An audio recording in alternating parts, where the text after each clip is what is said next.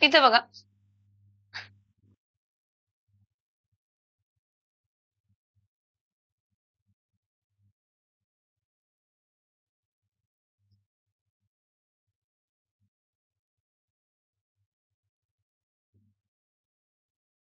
it is line emission spectrum of hydrogen.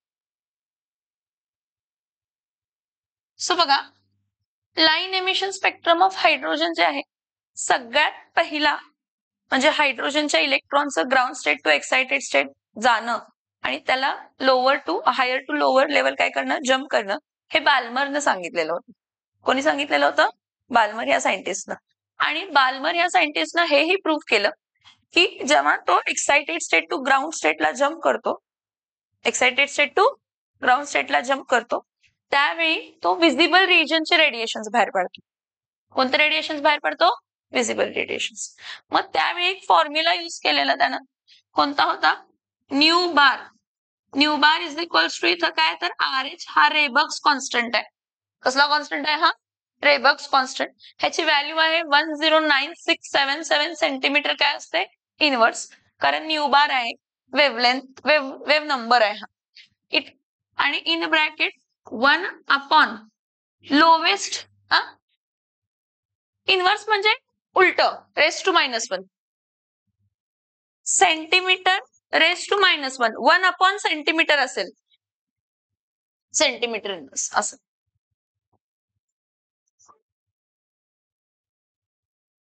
Structure of atom नंतर periodic table घेणार आहे, कारण पिरियडिक टेबल समजल्याशिवाय रेडॉक्स रिएक्शन नाही समजलं. इथं बघा 1 अपॉन 2 चा स्क्वेअर मायनस 1 अपॉन N2 चा स्क्वेअर, हा रिलेशन बाल्मरनं सांगितलेलं होतं. यालाच मॉडिफाय करून रेबक या सायंटिस्टनं ह्याच इक्वेशन मध्ये एक चेंज आणला. त्यानं म्हटलं nu bar wave number is equals to Rydberg's constant. Actually तो कॉन्स्टंटची व्हॅल्यू आहे RH is equals to 109677 centimetre काय आहे तर इनवर्स 1 अपॉन N1 चा स्क्वेअर. N1 म्हणजे lower energy level minus N2 चा स्क्वेअर. N2 म्हणजे हायर एनर्जी लेवल. आता जर तुमचा N1 जर काय आहे 1 आहे, काय आहे N1, तर तुमचा N2 काय असू शकतो? N1 plus 1, N1 plus 2, N1 plus 3 dot dot dot. हे रेबक्सचं रिलेशन होतं. मग हा रेबक्सचा रिलेशन वापरून खूप सायंटिस्ट म्हणजे 5-6 सायंटिस्ट होते. मी तुम्हाला हम्फ्रे पण आहे सांगितलेलं होतं. कोण म्हटलेलं? 6वा जो आहे तो कोण आहे? हम्फ्रे. लास्ट लेक्चरला आपल्या रेडिएशनची पूर्ण लाईन एमिशन स्पेक्ट्रमचं जम्पिंग वगैरे दाखवलेलं होतं. इलेक्ट्रॉन जम्प करते फ्रॉम हायर टू लोअर. काय काय होतं? सायंटिस्ट सिरीजचं नाव, lower energy level, higher energy level आणि region of radiations. Region of काय तर रेडिएशन्स. मग सिरीज मध्ये कोणती कोणती होती? Lyman, Balmer, Paschen, Brackett, Pfund. हे सिरीज आहे. लायमन, बाल्मर, पाषाण, ब्रॅकेट, पीफंट आणि हम्फ्रे. ही नवीन सिरीज आहे, तुमच्या टेक्स्टबुक मध्ये नाहीये, पण हे तुम्हाला जेई आणि नीटला आहे. ठीक आहे. हा, लायमन साठी लोएस्ट एनर्जी काय होती? 1. मग हायेस्ट एनर्जी कोण असणार आहे? N2 is equals to N1 plus 1, N2 plus 1, N1 plus 2, N1 plus 3. म्हणजे हायेस्ट एनर्जी काय असणार आहे? 2, 3, 4, 5, 6 डॉट डॉट डॉट. आणि मी तुम्हाला म्हणते इन्फिनिटी पर्यंत असते. कुठपर्यंत असते? इन्फिनिटी. बाल्मरचं काय असते? 2. बाल्मरचं काय असते? 2. मग बाल्मरचा N1 लोएस्ट एनर्जी 2 आहे, तर हायेस्ट एनर्जी काय असणार आहे? 3, 4, 5, 6, 7. हा, पाषाणला लोएस्ट एनर्जी काय असते तर 3. मग हायेस्ट एनर्जी कोण असणार आहे तर 4, 5, 6, 7 डॉट डॉट. ब्रॅकेटला जर 4 असेल तर 5, 6, 7. पीफंडला 5 असेल तर 6 7 8 डॉट डॉट डॉट. हम्फ्रेला 6 असेल तर 7 8 dot dot dot, because it is still infinite, because it is still infinity. And if you remember certainly that particular म्हणजे तुम्हाला आठवते का बघा, त्या दिवशी मी तुम्हाला त्याचं हे पण दाखवलेलं होतं.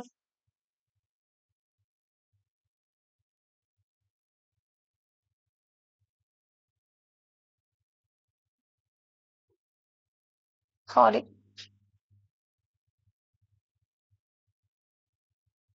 ठीक आहे. मी क्लास 9चं ओपन केले, तुमचं नाही आहे हा ग्रुप. ठीक आहे, हे लक्षात. हम्फ्रे इज इक्वल्स टू 6 7 काय येणार आहे तर 8. ठीक आहे, फाईन. तर रिजन लायमनच्या सिरीज मध्ये, म्हणजे लायमन ची लोएस्ट एनर्जी 1 आहे. मग जर electron second, third, fourth, fifth, sixth, seventh energy लेवलला असेल तर तो जम्प करणार आहे 1 लाच. मग जेव्हा जम्प करणार आहे त्यावेळी जी एनर्जी एमिट करणार आहे त्याचे रेडिएशन कोणत्या रिजनचे असणार आहेत तर युव्ही. बाल्मरला कोणते असणार आहे तर विजिबल. पश्चानला काय असणार आहे तर नियर आय-आर. ब्रॅकेटला काय असणार आहे तर येस मिडल आय-आर. पीफंडला काय असणार आहे तर फार आय-आर. येस, हम्फ्रेला फार फार आय-आर. हा जो रिलेशन आलाय न्यू बारचा, हा कुठे ना कुठे तर आपण पुढे बोहर्सच्या मेरिट मध्ये जेव्हा एनर्जी ऑफ इलेक्ट्रॉन इन ऑर्बिटचं एनर्जी जेव्हा आपण फाइंड करतो त्याचा रिलेशन आणि हा खूप रिलेटेड आहे.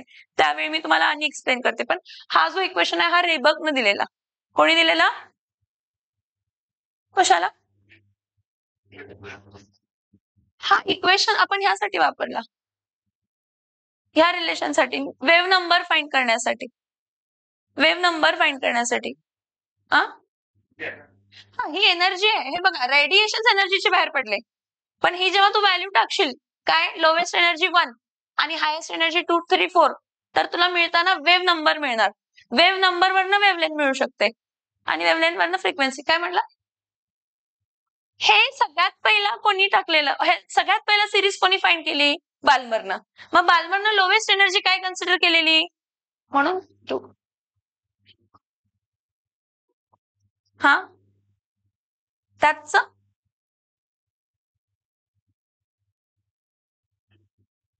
ऍक्च्युअली क्वेश्चन मध्ये विचारतात की when an electron, when an hydrogen atom jumps from 4th level to 2nd level.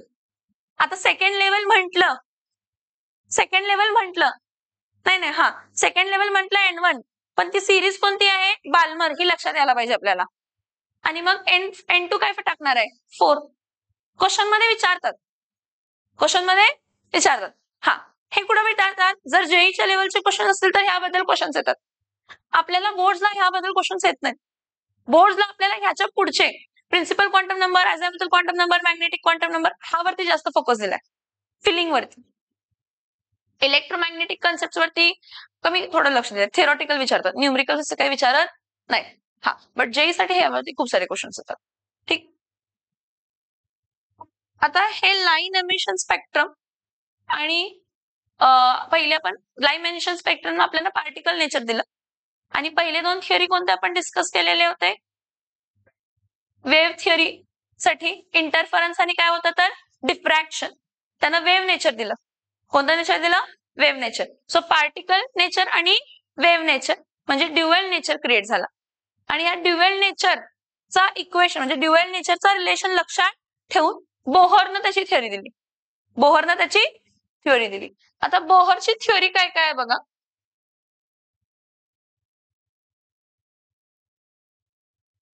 हे तुम्हाला 10वीला बोहर्स थिअरी थोडीशी दिली असणार आहे. हा, मग बोहर्स थिअरी मध्ये काय आहे इथं बघा. Bohr in 1913 put forth his postulate about the atomic model of hydrogen. While doing so, he used which theory? Quantum theory. Quantum theory is equals to h nu. म्हणजे जेव्हा इलेक्ट्रॉन जम्प करणार आहे lower to higher किंवा higher to lower, त्या जे काही energy difference आहे तेवढा एक तर तो ऍब्झॉर्ब करणार जर लोअर टू हायर असेल तर, आणि एमिट करणार जर हायर टू लोअर असेल. पण एनर्जी एमिट करताना डिस्कंटिन्युअस फॉर्म मध्ये स्मॉल बंडल्स मध्ये क्वांटाइज्ड एनर्जी म्हणजे एनर्जी कधीही कंटिन्युअस फॉर्म मध्ये बाहेर पडत. मग तो रुथरफोर्डचा जो लॉजिक होता, म्हणजे रुथरफोर्ड मध्ये एक ड्रॉबॅक आलेला की जर चार्ज पार्टिकल कंटिन्युअसली रिव्हॉल्व होतोय, ऍक्सिलरेटिंग चार्ज पार्टिकल कंटिन्युअसली रिव्हॉल्व होतोय, तर त्यांना एनर्जी कंटिन्युअसली काय बाहेर काढायला पाहिजे, बाहेर द्यायला पाहिजे. आणि ते फॉलो काय करायला पाहिजे, स्पायरल पाथ, आणि तो न्यूक्लियस मध्ये पडायला पाहिजे.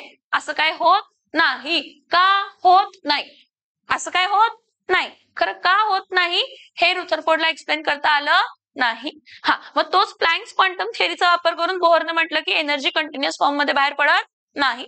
आणि जे ऑर्बिट्स आहेत ते स्टेशनरी स्टेट्स आहेत, त्यामध्ये जेव्हा इलेक्ट्रॉन फिरतात तेव्हा एनर्जी बाहेर पडताना डिस्कंटिन्युअस फॉर्म मध्ये बाहेर पडते, स्मॉल बंडल्स मध्ये बाहेर पडते, क्वांटाइज्ड एनर्जी म्हणून बाहेर पडते. काय म्हणून बाहेर पडते? आणि जेव्हा ती इलेक्ट्रॉन जम्प करते, म्हणजे तो जो इलेक्ट्रॉन आहे लोअर टू हायर जम्प करतो, त्यावेळी तो एनर्जी काय करणार आहे, ऍब्झॉर्ब. आणि जो हायर टू लोअर जम्प करत असेल तर तो एनर्जी काय करणार आहे, तर एमिट. ठीक आहे, okay. So wave particle duality of electromagnetic radiations हे वापरलं. आणि emissions line spectra of hydrogen, बोहर्सचं ॲटॉमिक मॉडेल कोणावरती डिपेंड आहे, क्वांटम थिअरी. त्यानंतर wave particle duality of electromagnetic radiations and emission line spectra of hydrogen. Emission line spectra of hydrogen explains particle nature of light. हा, आणि हे wave particle duality मध्ये दोन्ही explain करतो, quantum theory मध्ये waves मध्ये आपण एक्सप्लेन करतो. पॉस्ट्युलेट्स बघा, ही जी काही बोहरची थिअरी आहे ही वन इलेक्ट्रॉन सिस्टीम साठी आहे. कोणासाठी आहे? ह्याचा सेटबॅक पण हाच आहे, ह्याचा सेटबॅक पण हाच आहे. काय की जी काही थिअरी आहे ती वन नाही, फक्त हायड्रोजन किंवा हायड्रोजन लाईक स्पीशीजचा. त्याच ड्रॉबॅक आहे. मल्टी इलेक्ट्रॉन सिस्टीम साठी ही थिअरी ऍप्लिकेबल नाही. बरं, आता बोहर्सचं म्हणणं काय काय होतं बघा.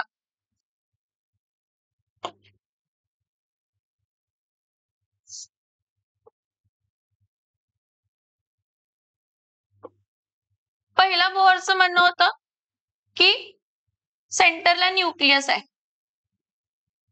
आणि त्या न्यूक्लियसची एनर्जी 0 आहे. सेंटरला न्यूक्लियस आहे आणि न्यूक्लियसची एनर्जी काय आहे, 0.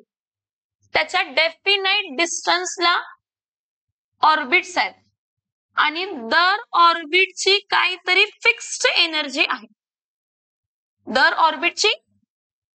म्हणून त्यांना एनर्जी लेवल असं म्हटलं. Orbits are nothing but energy levels. Orbits are nothing but energy levels. Fine. आणि त्यांना म्हटलं की जर तुम्ही न्यूक्लियस पासून अवे गेला तर एनर्जी वाढत जाते. काय वाढत जाते? हा, म्हणजे पहिला शेल, आता त्यांना शेल नंबरही दिला. हा shell number n is equals to हा 1. Orbit is represented by small n. n is equals to 1 म्हणजे पहिला shell, n is equals to 2 म्हणजे दुसरा shell, n is equals to 3 म्हणजे तिसरा शेल, आणि n इज इक्वल्स टू 4 म्हणजे चौथा शेल. असं शेल नंबर दिला. आणि म्हटलं की तुम्ही न्यूक्लियस पासून हवे जाणार ना, तर पहिल्या शेलच्या एनर्जी पेक्षा जास्त एनर्जी कोणाची असणार आहे, दुसऱ्या शेलच्या एनर्जी पेक्षा जास्त एनर्जी कोणाची असणार आहे, तिसऱ्या शेलच्या एनर्जी पेक्षा जास्त एनर्जी कोणाची असणार आहे, तर चौथ्या शेलच्या energy. So energy will go on increasing. आणि हे जे काही ऑर्बिट्स आहेत हे स्टेशनरी ऑर्बिट्स आहेत, म्हणजे हे ऑर्बिट्स झालं फिक्स्ड आहे. काय आहे? Fixed circular path. काय आहे? Fixed circular path. And he represented these cells or energy letters, this energy levels by letters, capital letters.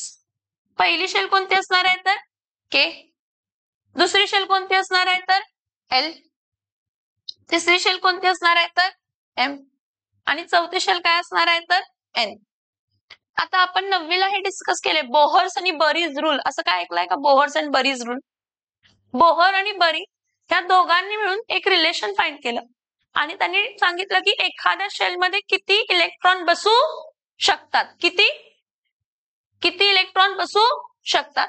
So त्यांनी सांगितलं जर तुम्हाला शेल नंबर माहित आहे, काय माहित आहे शेल नंबर, तर तुम्ही त्यामधला नंबर ऑफ इलेक्ट्रॉन सांगू शकताय. काय सांगू शकताय? Number of electron. मग शेल नंबर n आहे आणि नंबर ऑफ इलेक्ट्रॉनचं काय आहे तर 2n².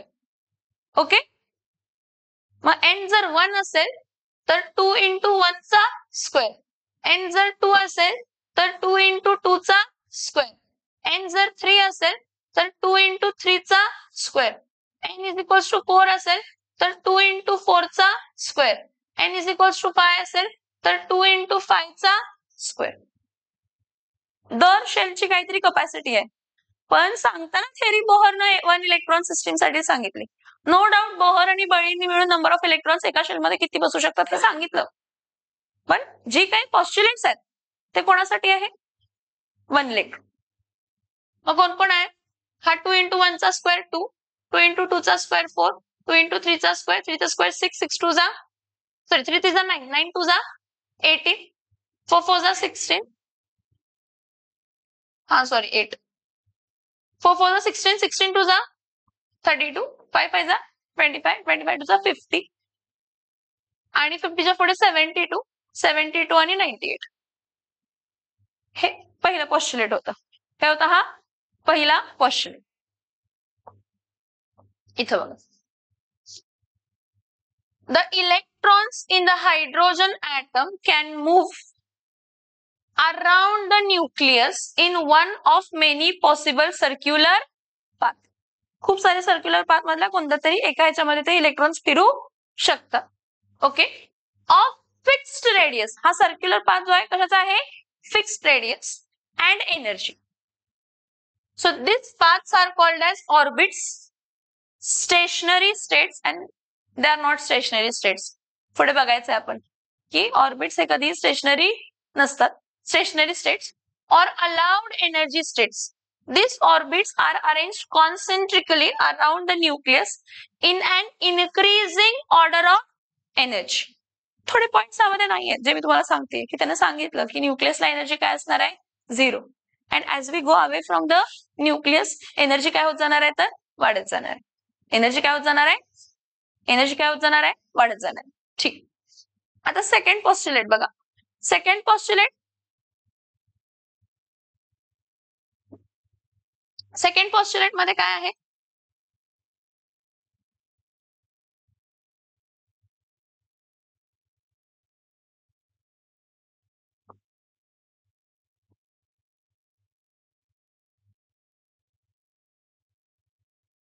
ठीक, हा न्यूक्लियस आहे, ही पहिली शेल आहे, ही दुसरी शेल आहे, ही तिसरी शेल आहे आणि ही चौथी शेल आहे.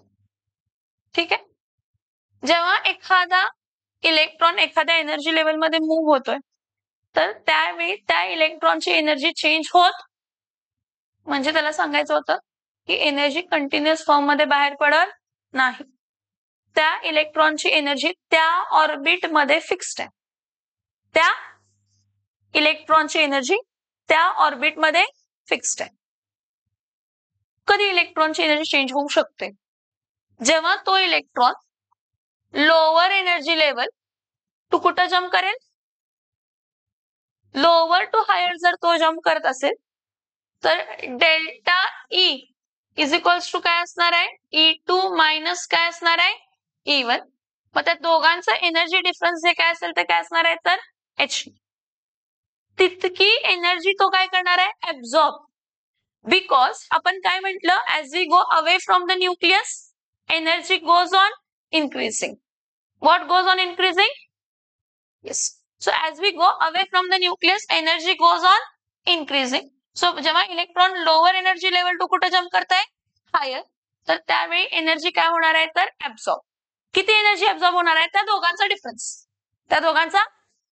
सिमिलरली उलट की जर एखादा इलेक्ट्रॉन हायर एनर्जी लेवलला आहे आणि जर तो कुठे जाणार आहे? लोअर एनर्जी लेवलला, तर परत त्या दोघांचा difference delta E is equals to H nu. इतके एनर्जी तो काय करणार आहे? तर एमिट. हा E3 मायनस E2 जी काय एनर्जी लेवल असते ती जी नाही final minus initial. See as we go away from the nucleus higher energy level E3 झाली आणि lower energy level yes. So इथं delta E is equals to काय असणार आहे? E3 मायनस काय असणार आहे तर E2. समजते मी काय सांगते? हा, पहिला पॉईंट काय म्हटला की जो इलेक्ट्रॉन त्या ऑर्बिटमध्ये फिरतोय त्या इलेक्ट्रॉनची एनर्जी काय आहे फिक्स्ड, आणि त्याच एनर्जीमध्ये म्हणजे ज्या इलेक्ट्रॉनची एनर्जी आणि त्या शेलची एनर्जी मॅच होते ना त्यावेळेस ते त्यांना तिथे प्लेस केलेलं आहे आणि मग तिथं फिरतोय आणि त्याची एनर्जी बाहेर पडत म्हणजे एनर्जी रेडिएट बिडिएट होत. हा, पण तो लोअर टू हायर जम्प करताना ऍब्झॉर्ब होऊन आणि हायर टू लोअर जम्प करताना काहीतरी दोन मध्ये एक पॉसिबल आहे. ठीक आहे, सो इथं पॉइंट बघा परत.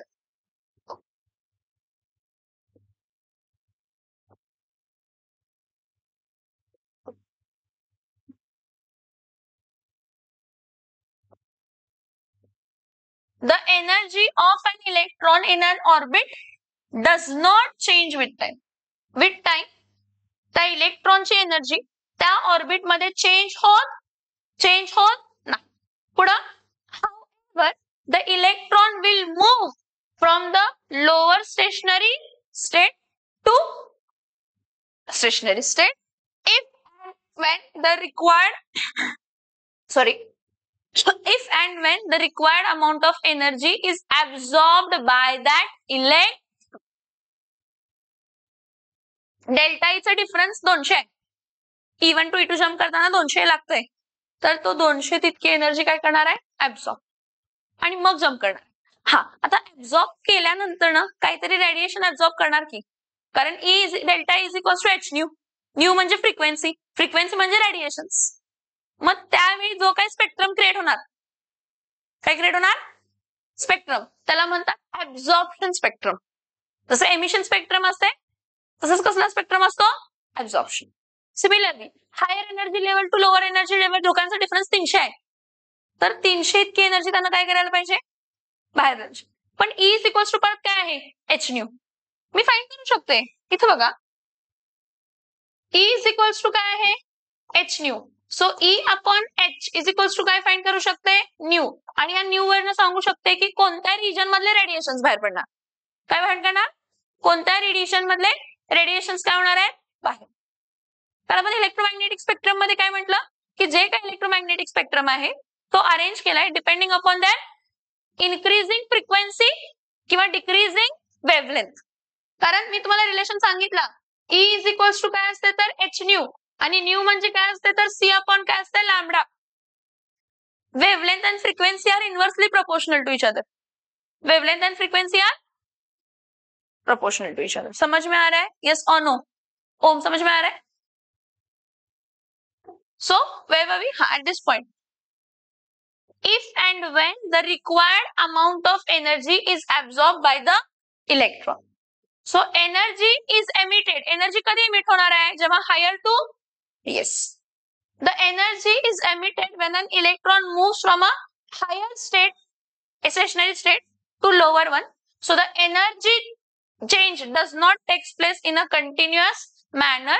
Energy change takes place in a discontinuous manner in a small bundle, small packets, which is called as quantized energy. आणि एक बंडल म्हणजे क्वांटम, खूप सारे बंडल्स म्हणजे क्वांटा, आणि हे बंडल्स जे असतात हे कधीही फ्रॅक्शनल नसतात बाळांनो. मी जेई साठी सांगते तुम्हाला, हे बंडल्स कधीही फ्रॅक्शनल नसतात. त्यांची परमिसिबल व्हॅल्यू असते 1 2 3 4 5. 1h nu, 2h nu, 3h nu, 4h nu, 5h nu, 6h nu. Not 1, 0.5. No, no fractions. मला सांगा, सर्क्युलर मोशन हा टॉपिक झालाय. सर्क्युलर मोशन, हा त्यामध्ये अँग्युलर मोमेंटम असते. हा, तो एक रिलेशन आहे. Angular momentum is the product of काय moment of inertia I and velocity काय असते तर ओमेगा. ही अँग्युलर वेलॉसिटी आहे. कसली वेलॉसिटी आहे, कसली वेलॉसिटी आहे अँग्युलर वेलॉसिटी आहे. मग आपण अँग्युलर मोमेंटम केला तर moment of inertia into angular momentum, आणि मोमेंट ऑफ इनर्शिया काय असते mr² असते, आणि अँग्युलर मोमेंटम काय असते velocity upon radius. Velocity upon काय असते रेडियस. हे दोन्ही व्हॅल्यू जर मी पुट केले तर एकार एकार काय होणार आहे तर कॅन्सल, आणि मला मिळणार काय तर mvr. अँग्युलर मोमेंटम, सर्क्युलर ऑर्बिटचा अँग्युलर मोमेंटम किती असतं mvr. हे का सांगतोय तर एखादा इलेक्ट्रॉन एखाद्या शेल मध्ये असणार, ते डिपेंड करणार की त्या इलेक्ट्रॉनचा अँग्युलर मोमेंटम, त्या इलेक्ट्रॉनचा should be equal to integral multiple of h/2π. त्याचा angular momentum should be equal to h/2π. इथं बघा मी काय सांगते आता परत. हा न्यूक्लियस आहे, ही पहिली शेल आहे, ही दुसरी शेल आहे आणि ही तिसरी शेल आहे, जी काय असेल. ठीक आहे, सांगते मी काय सांगू असते. आता जर इलेक्ट्रॉन ह्या शेलमध्ये फिरतोय किंवा कोणत्याही शेलमध्ये फिरतोय, तर तो कसा डिपेंड करणार आहे त्याच्या अँग्युलर मोमेंटम वरती. त्या इलेक्ट्रॉनचा अँग्युलर मोमेंटम मॅच करायला पाहिजे इंटिग्रल मल्टिपल ऑफ कोणाला, इंटिग्रल मल्टिपल ऑफ h/2π. तुम्ही म्हणाल इंटिग्रल मल्टिपल म्हणजे कोण, सोप्या भाषेत शेल नंबर. इंटिग्रल मल्टिपल म्हणजे कोण, शेल नंबर. समजते मी काय सांगते. म्हणजे तुमची n ची परत परमिसिबल व्हॅल्यू काय आली, 1 2 3 4 5 6. का परमिसिबल व्हॅल्यू सांगते समजते. फ्रॅक्शन मध्ये व्हॅल्यू असू शकत नाही, फ्रॅक्शन मध्ये व्हॅल्यू असू शकत नाही. म्हणजे आता हे पहिली शेल आहे ना, पहिल्या शेल मध्ये इलेक्ट्रॉन आहे ना, हा, त्याचा अँग्युलर मोमेंटम किती असायला पाहिजे, mvr is equals to h काय असायला पाहिजे, 2π. मग ज्या इलेक्ट्रॉनचा अँग्युलर मोमेंटम h/2π म्हणजे तो पहिल्या शेल मध्ये, तो कोणामध्ये, हा. आता ज्या इलेक्ट्रॉनचा अँग्युलर मोमेंटम h/π आहे, येस, सेकंड शेल मध्ये असणार. आता परत, हा, ज्या इलेक्ट्रॉनचा अँग्युलर मोमेंटम 3h काय असेल, 2π, कुठं फिरणार, थर्ड. समझ में आ रहा है, येस और नो. म्हणजे तो इलेक्ट्रॉन कशामध्ये फिरणार त्याचा अँग्युलर मोमेंटम खूप इम्पॉर्टंट आहे. त्याचा अँग्युलर मोमेंटम, हा, मग जर angular momentum integral multiple of h/2π ला मॅच होतोय तरच तो इलेक्ट्रॉन तिथं काय करतोय, फ्लोटिंग. समझ में आ रहा है.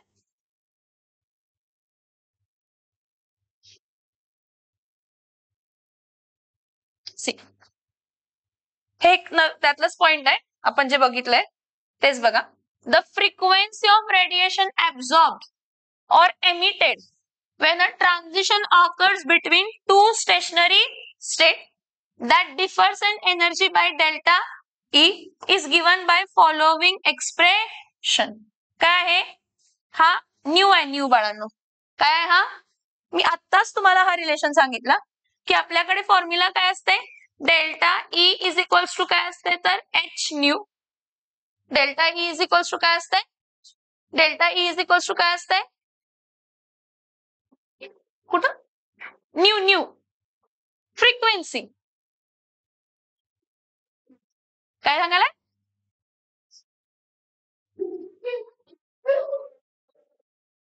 वेगवेगळ्या सगळीकडे. बरं येतं बघा, म्यू वेगळा, हा म्यू, इकडे बघ, इकडे बघ, हा म्यू, हा म्यू, हा न्यू, हा न्यू, हा म्यू. हा क्लिअर झालं डाऊट.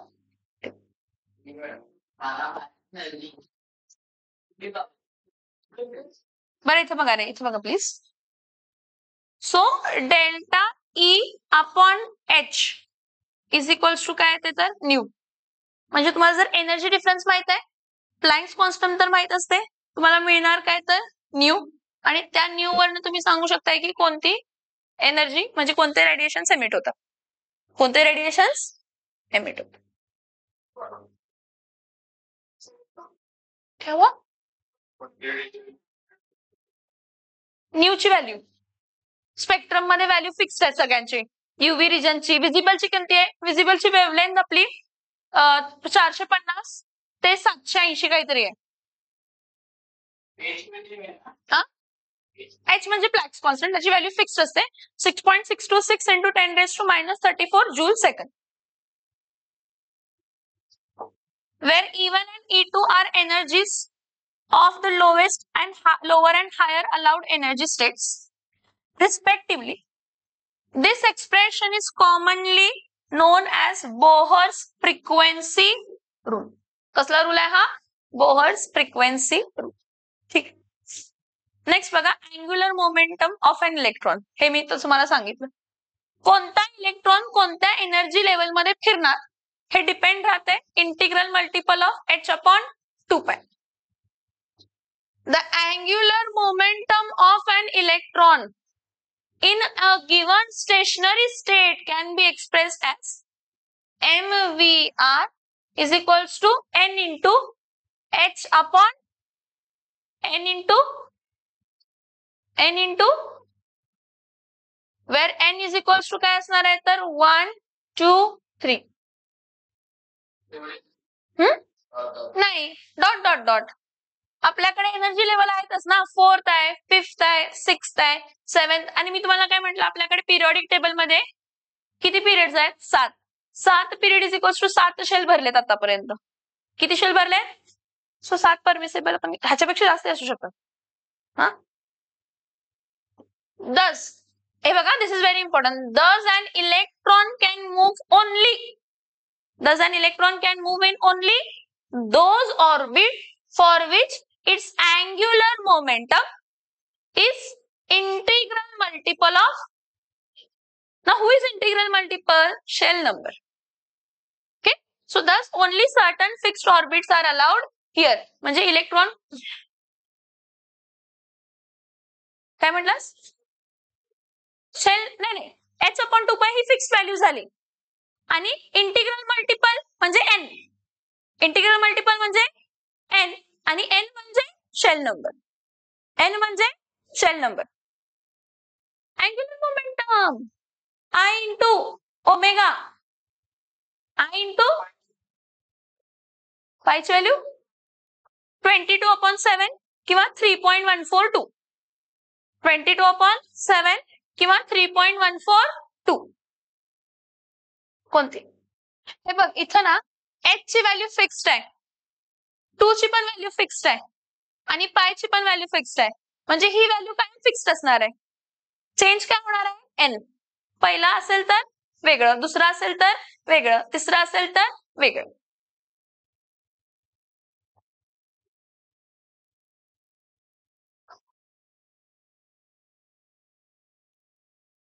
ठीक, हे पॉस्च्युलेट्स होते. आता आपण काय बघायचे? Result of Bohr's theory. ह्यामध्ये ह्यांनी खूप कट शॉर्ट मध्ये रिझल्ट दिलेत. मी तुम्हाला थोडं पर्टिक्युलरली जास्त एक्सप्लेन करते थोडे पॉइंट्स ह्यामध्ये बोहर्स थिअरीच्या रिझल्ट्स मध्ये. ठीक आहे, बरं. बोहर्स थिअरीच्या रिझल्ट मध्ये काय काय आलंय बघा. Bohr's theory is use to derive the energies of orbit. म्हणजे बोहर्सची थिअरी वापरून आपण काय काय फाइंड करू शकतो? एनर्जी ऑफ द ऑर्बिट, पहिली गोष्ट. दुसरी, energy of the orbit at stationary state in hydrogen atom. We can also find the velocity of the electron. We can also find the radius of the orbit. म्हणजे nucleus पासून पहिली shell किती डिस्टन्सला आहे, दुसरी shell किती डिस्टन्सला आहे, तिसरी shell किती डिस्टन्सला आहे. हे बोहर्स ना हे दिले, काय म्हणतात त्याला, फॉर्म्युलाज दिले. काय दिले? काय दिले? फॉर्म्युलाज. ठीक आहे. सो इथं बघा, the stationary states. The stationary states for an electron are numbered as n is equals to 1, 2, 3, 4. ठीक है, fine. These integers are known as principal quantum numbers. हे लक्षात ठेवा. याला आपण कसले क्वांटम नंबर म्हणतो? Principal quantum number. आता मी जे सांगते सगळं लक्षात ठेवायचं. काय म्हटलं? स्टेशनरी स्टेट्स आहेत, स्टेशनरी ऑर्बिट्स जे आहेत त्याला आपण काय म्हणतो? Principal quantum number. परत त्यांनी काय म्हटलं की तो काय फाइंड करू शकतो? Energy of the orbit. काय फाइंड करू शकतो? हा, आता खूप इंटरेस्टिंग आपण बघायचं आहे, एनर्जी ऑफ द ऑर्बिट वगैरे. हा, हे बघा, सेकंड रिझल्ट होतं की बोहरनं एक इक्वेशन दिला आणि त्या इक्वेशन वरनं तुम्ही फाइंड करू शकता nth ऑर्बिटची एनर्जी कोणती.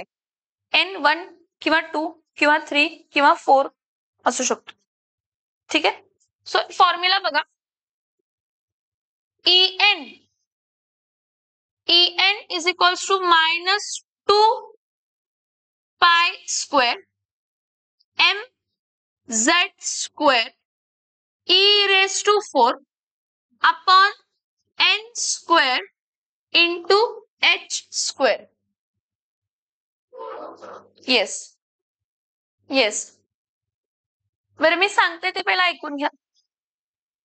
Energy of the nth orbit was given by Bohr. He gave a relation in which whose values was minus 2 pi square mz square e raised to 4 n square into h square. हा सगळं सांगा. 2 pi तर fixed आहे. m is nothing but कोण फिरतंय? Electron फिरतंय, मास फिरतंय. कोणाचा मास? कोण फिरतंय? Electron फिरतंय. z z is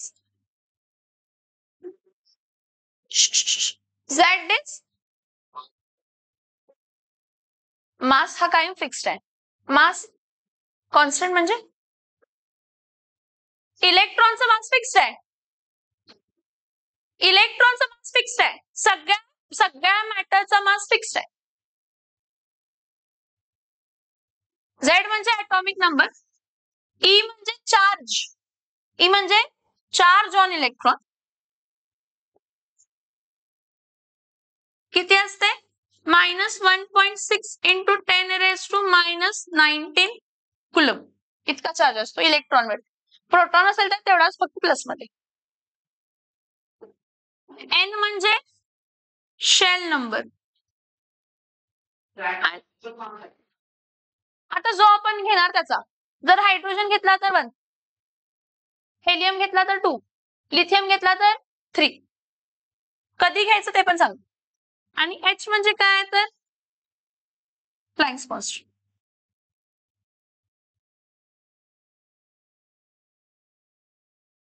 इथं बघा, हे समजलं पहिलं हा रिलेशन. आपण रेबल्स कॉन्स्टंट बघितलेलं होतं, त्याचं रिलेशन इथं कुठेतरी काय आहे बघा. जर मी म्हटलं delta E is the difference in energy. Delta E is the E2 minus E1. म्हणजे इथं घेताना दोन एनर्जी लेवल, कोणती पण N1 आणि कोणती पण N2. N1 आणि N2 दोन एनर्जी लेवल्स होते. N1 म्हणजे लोएस्ट एनर्जी लेवल आणि N2 म्हणजे कोणतीही हायेस्ट एनर्जी लेवल. N1 म्हणजे मी काय सांगते प्लीज समजून घ्या. N1 म्हणजे लोएस्ट एनर्जी लेवल आणि N2 म्हणजे कोणती पण हायेस्ट एनर्जी लेवल. मग N1 जर 1 असेल तर N2 काय असणार आहे? N1 + 1, N1 + 2, N1 + 3, N1 + 4, so on. Okay. So this is delta E is equals to काय असणार आहे तर हायर एनर्जी लेवलचा difference minus lower energy level. मग ह्या पूर्ण इक्वेशन मध्ये काय व्हॅल्यू चेंज होणार? फक्त एनच्या जागी मी काय पुट करणार आहे? N2 आणि N1. हा, बाकी सगळं सेम एनर्जीच आहे ना. इथं काय असणार आहे परत? इथं बघा minus 2 pi square mz square e raised to 4 upon N2 चा स्क्वेअर इंटू H चा स्क्वेअर परत मायनस इथं परत काय येणार आहे? -2 pi square mz square e raised to 4 upon yes N1 चा square into H square. So ह्यामध्ये सगळं कॉमन काढायचं, फक्त N1 आणि N2 ब्रॅकेट मध्ये ठेवायचं. आणि हा मायनस मायनस काय होत आहे? प्लस. हा मायनस मायनस प्लस झाला म्हणून हे पहिला घ्यायचं आणि हे म्हणजे बघा 2 pi square mz square e raised to 4 upon h चा स्क्वेअर प्लस घेतलाय ना मी, म्हणजे ही व्हॅल्यू पहिला 1 अपॉन काय येणार आहे तर N1 चा स्क्वेअर मायनस 1 अपॉन काय येणार आहे तर N2 चा स्क्वेअर. आता ते कसं छोटं झालं ते सांगते. हे जे आहे ना ह्याची व्हॅल्यू फिक्स्ड असते. ह्याचं 2 चं व्हॅल्यू टाकलं, पायचं व्हॅल्यू टाकलं, M चं व्हॅल्यू टाकलं, Z1 टाकलं हायड्रोजनसाठी. हा नाही इथं आपण हायड्रोजन बघतोय ना, बोहर थेअरीमध्ये आपण काय बघतोय? हायड्रोजन. हे बघ Z1 असतंय किंवा Z ला बाहेर घेतलं, हायड्रोजन ऍटम आणि हायड्रोजन लाईक स्पीशीज नाही नाही नाही नाही असं काय नाहीये. जर हायड्रोजन लाईक स्पीशीज म्हटला, हायड्रोजन लाईक स्पीशीज म्हणजे हेलियम आहे. काय हेलियमने एक इलेक्ट्रॉन लूज केला, He+ केला.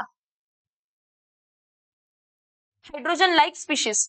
लिथियम आहे, त्यानं 2 इलेक्ट्रॉन लूज केले, Li2+. परत हायड्रोजन लाईक स्पीशीज, त्यावेळी झेड चेंज होणार आहे. आणि इथं परत इथं घेताना हा परत काय घेणार, बेरिलियम. बेरिलियमला Be काय येणार आहे तर 4. समझ में आ रहा है? Yes or no? Yes or no? ठीक. मग हे झेड आता इथंही काय फरक पडत नाही, कारण हायड्रोजन साठी झेड काय असते तर 1. फक्त तो झेड आपण बाहेर काढला झालं. आता ह्याची व्हॅल्यू ना, मला जर सांगताय का ह्याची व्हॅल्यू ह्याची व्हॅल्यू 2.18 इंटू 10 समथिंग आहे. जरा चेक करा मागे पेज वरती. 2.18 इंटू 10 मायनस 18. 2.18 into 10 joules. काय आहे? नाही नाही, हे आपण डिफरन्स घेतलं ना, ते फक्त En ची एनर्जी आहे. हा, फक्त E1 किंवा E2 ची आहे. इथं आपण डिफरन्स घेतलाय. इथं आपण काय घेतलाय? डिफरन्स. हा, मी काय सांगते ते ऐकून घ्या. हा 2.18 इंटू 10 जूल, परत 1 अपॉन काय तर N1 चा स्क्वेअर मायनस 1 अपॉन काय तर N2 चा स्क्वेअर. जरा ऐकून घ्या काय प्लीज. मला सांगा, आपण अजून एक रिलेशन बघितलेलं होतं, delta E is equals to काय असतंय? H न्यू असते काय? आणि H न्यू म्हणजे काय असते? C अपॉन काय असते?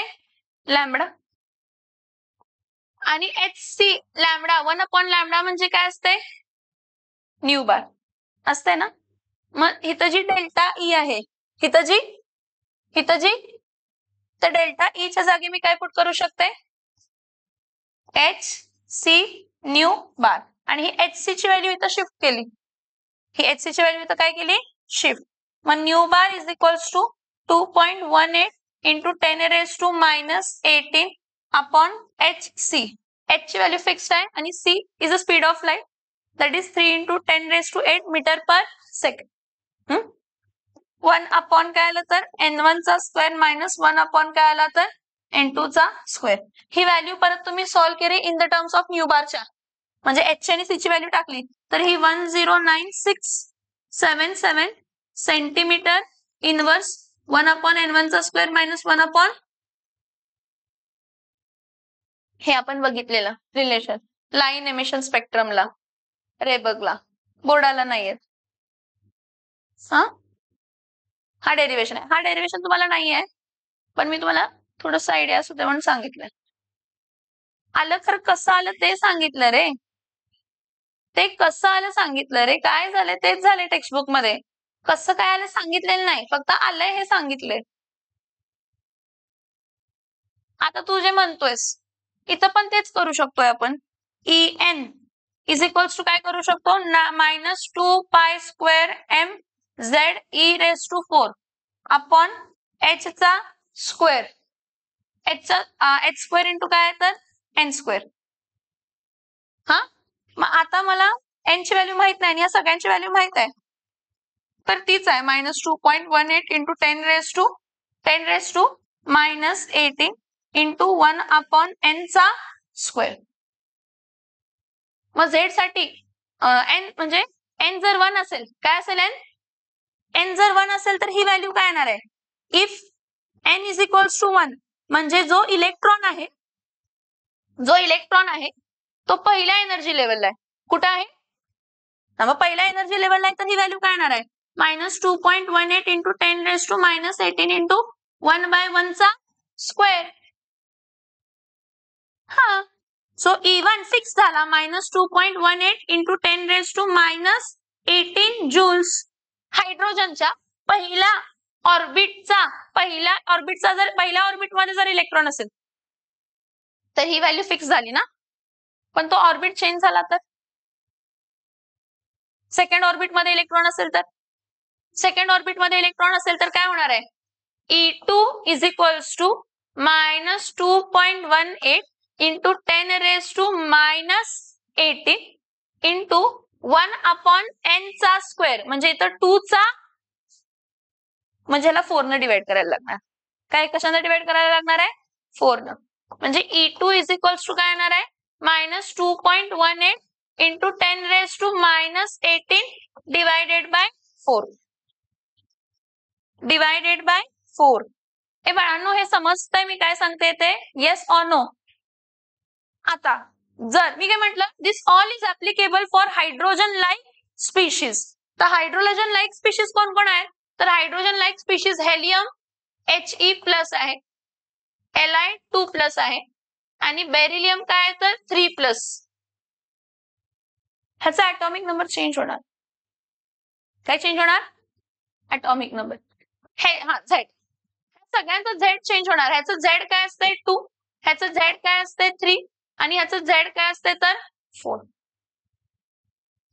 त्यामुळे आपला जो फॉर्म्युला आहे इथं बघा, En is equals to -2π² mz² e⁻⁴ upon n² into काय होता? h². जर हायड्रोजन लाईक स्पीशीज साठी आहे तर ह्याला रिअरेंज करायचं, -2π² m e⁻⁴ divided by h² in bracket z² upon काय करायचं तर z² अपॉन n². आणि ह्याची व्हॅल्यू तीच असणार आहे. कोणती सांगा? -2.18. का? त्यावेळी z पण 1 होता आणि n पण काय होता? 1. म्हणजे ह्याची व्हॅल्यू काय असणार आहे? ह्याची व्हॅल्यू काय असणार आहे? झेडच्या खाली h² प्लँक्स कॉन्स्टंट आहे. h², हा h आहे h आणि हा n आहे n. h² कसं येणार म्हणते मी तुला? नाही येणार h². h प्लँक्स कॉन्स्टंट आहे, कायमचा विषय ठरलेला आहे. 6.626 into 10⁻⁻34 joule second. It will never come. हे चेंज होणार आहे. हा z इज इक्वल्स टू काय येऊ शकतो? 2. z इज इक्वल्स टू काय येऊ शकतो? 3. z इज इक्वल्स टू काय येऊ शकतो? 4.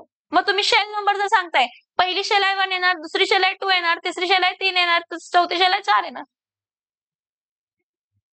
सगळे येतात, सगळे येतात. हा, मग -2.18 into 10⁻⁻18 divide into z² upon काय तर n². जसं हा एनर्जीचा रिलेशन आहे तसंच रेडियसचा रिलेशन आहे. कशाचं रिलेशन आहे? पण हे समजलं का सांगा? हे सगळं समजलं का सांगा? हे लाईन एमिशन स्पेक्ट्रम कसा आला? तर हा असा रिलेशन युज केलेला लाईन एमिशन स्पेक्ट्रमला, जो त्या रेबक्सनं इक्वेशन काढला. आपण रेबक्सनं इक्वेशन काढला. रेबक्स कॉन्स्टंट 109677 सेंटीमीटर इनवर्स. ह्या सगळ्या लॉजिकनं आलेल्या. समजते मी काय सांगते? Yes or no? सिमिलरली जर तुम्ही रेडियस कन्सिडर केला, काय कन्सिडर केला? Radius of orbit.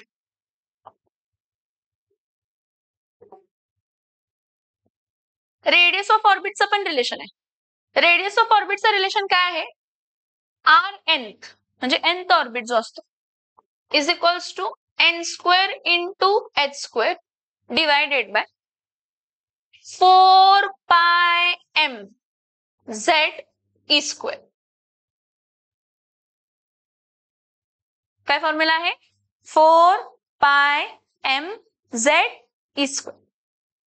सो इथं रेडियस ऑफ nth ऑर्बिटला मी काय करणार? h² अपॉन 4πm z नाही, झेडला बाहेर गेला. 4πm इथं काय येणार आहे तर e² आणि इथं काय घेणार आहे तर n² अपॉन काय घेणार आहे तर z. हायड्रोजनच्या केसमध्ये दोन्ही 1 1 असतात. जर हायड्रोजन फर्स्ट शेल मध्ये आहे, हायड्रोजनचा इलेक्ट्रॉन फर्स्ट शेल मध्ये आहे आणि ऍटॉमिक नंबर पण काय आहे? 1 आहे. तर ह्या सगळ्याची value for the first orbit किती येते? 0.529 एंगस्ट्रॉम युनिट. 0.529. मग हाच रिलेशन यूज केला की हे 1 1 आहे ना. हा, म्हणजे Rn is equals to Rn is equals to 0.529 angstrom unit in bracket n square upon काय येणार आहे तर z. रिया नाही रे, हे समजलं का? आज Rn is equals to 0.529 angstrom unit n square upon काय येणार आहे तर z.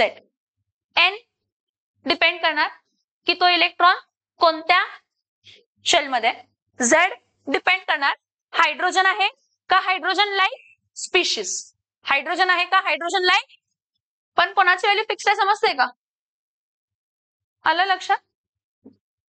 वेलॉसिटी पण फाइंड केलेली, पण आपल्याला तेवढं काही डिटेल मध्ये जायचं नाहीये, तेवढे काय आपण बघायचं पण नाही. इथं बघा,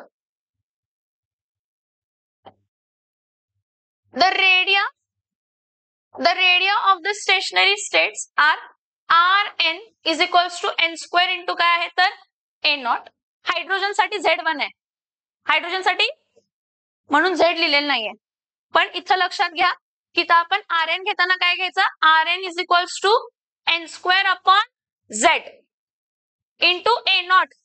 a नॉट म्हणजे आपण R1 घेतो, radius of the first orbit of the hydrogen, रेडियसचा. ह्यांनी ते शॉर्टकट मध्ये दिले सगळं, हे सगळं त्यांनी शॉर्टकट मध्ये दिले. आपण n स्क्वेअर अपॉन z ह्यांनी डायरेक्टली n स्क्वेअर घेतले आणि Z1 आहे म्हणून कन्सिडर केले हायड्रोजन ऍटम साठी. पण सगळ्या स्पीशीज साठी जर घेतला तर हा फॉर्म्युला. आणि फर्स्ट ऑर्बिटचा फिक्स आहे, फर्स्ट ऑर्बिटचा हा 52.9 पिकोमीटर आहे. पिकोमीटर म्हणजे 10 रेस टू काय आहे तर -12 मीटर असते. आपण एंगस्ट्रॉम युनिट मध्ये सांगितला, एंगस्ट्रॉम युनिट मध्ये काय असते तर 10 रेस टू -10 मीटर, त्यामुळे परत 2 डेसिमल पुढे शिफ्ट केलेलं आहे. सो हे बघा, हे जे आहे this is the first radius of the first stationary state called as Bohr's radius for hydrogen atom. For hydrogen atom. Okay. Now, most important property associated with the electron is the energy of its stationary state, and it is given by the expression E1 is equals to minus RH. RH म्हणजे तुम्हाला समजते का कोणती value, ती आपण common काढलेली. काय काय कॉमन काढलेलं, -2 pi square m -2 pi square m e raise to 4 upon h square. n square bracket मध्ये घेतो ना, चेंज होणार ना. Okay, so Rn is the Rydberg's constant for the hydrogen atom. आणि मी तुम्हाला काय म्हटलं, n पण 1 आहे आणि z पण 1 आहे. So z square upon n square काय आला 1. तर पहिल्या एनर्जी ऑर्बिटची एनर्जी एवढी आहे. And the lowest energy state is called as ground state. Energy of the ground state is 1/1 चा स्क्वेअर. E1 E2 सांगितलं मी तुम्हाला, काय म्हटलं, E2 जर फाइंड करायचं असेल तर काय होणार आहे 1/2 चा स्क्वेअर, म्हणजे ह्याला डिवाइड बाय काय करणार आहे तर 4. हे मी सांगितलंय सगळं, तुम्ही थोडं कम्पेअर करा त्या रिलेशन्स ना. स्लाइड ही पूर्ण मी तुम्हाला शेअर करते, ठीक आहे. हे काय नको, काय गरज नाही आहे ह्याचं. एक लगा, डू यू नो क्या है the Bohr's theory is applicable atom and hydrogen like species which contains only one electron in its extranuclear part. हे बघा, how many electrons are present in hydrogen, helium plus. Hydrogen like helium plus मध्ये एकच असणार आहे. हे बघा, इथं बघा जरा प्लीज, बोहर्स थेरी, हो, Bohr's theory can be applied to hydrogen like species. Please इधर ध्यान दो, प्लीज ध्यान दो, ये लास्ट पॉइंट है.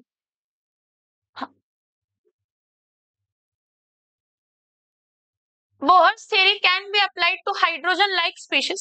For example, helium plus, ज्याला Z is equals to 2 असणार आहे. Lithium 2 plus, Z is equals to 3. Beryllium 3 plus and so on. So the energies of stationary state associated with this energy ही तर फिक्स्डच राहणार आहे, कारण त्यावेळी Z is equals to पण 1 होता आणि N is equals to पण 1 होता. आता चेंज केलं, हे चेंज होणार. हे बघ, हे हायड्रोजनचं आहे मान्य आहे, पण त्यावेळी Z पण 1 होता आणि N पण 1 होतं, काही युजफुल नव्हतं तिथं. पण एच प्लँक्स कॉन्स्टंटची पण व्हॅल्यू फिक्स होते खाली 6.626 into 10 raised to minus 34 joule second. आणि radius of the orbit RN परत n स्क्वेअर अपॉन काय येणार आहे तर Z, where Z is the atomic number. From the above expression it can be seen that the energy decrease become more negative and radius becomes smaller as the value of Z increases. हे फक्त बघा, velocity पण आपण find करू शकतो, पण आपण काय त्याचा रिलेशन बघणार नाही. पण जेईच्या क्वेश्चन्स वेळी आपल्याला वेलोसिटीचं रिलेशन बघायला लागणार आहे. जेईला वेलोसिटीचं पण रिलेशन सांगितलेलं आहे. So velocity of the electron can also be calculated from the Bohr's theory. Qualitatively it was found that the magnitude of velocity of an electron, this is very important, velocity जी होती ती directly proportional कोणाला होती तर atomic number. म्हणजे atomic number वाढला तर velocity काय होत होती वाढत होती. पण velocity is inversely proportional to the principal quantum number. म्हणजे शेल नंबर वाढला तर त्या इलेक्ट्रॉनची वेलोसिटी काय होत होती तर कमी होत होती with the increase in the principal quantum number. समजतं इथपर्यंत? काय डाऊट आहे? नेक्स्ट लेक्चरला हा वाला स्पेक्ट्रमचा एक्सप्लेनेशन, हे मी सांगितलंय तुम्हाला स्पेक्ट्रमचा एक्सप्लेनेशन, परत एकदा रिवाइज करीन हा स्पेक्ट्रमचा एक्सप्लेनेशन पूर्ण, आणि लिमिटेशन्स घेऊया. लिमिटेशन्स घेतले ऐकून घ्या.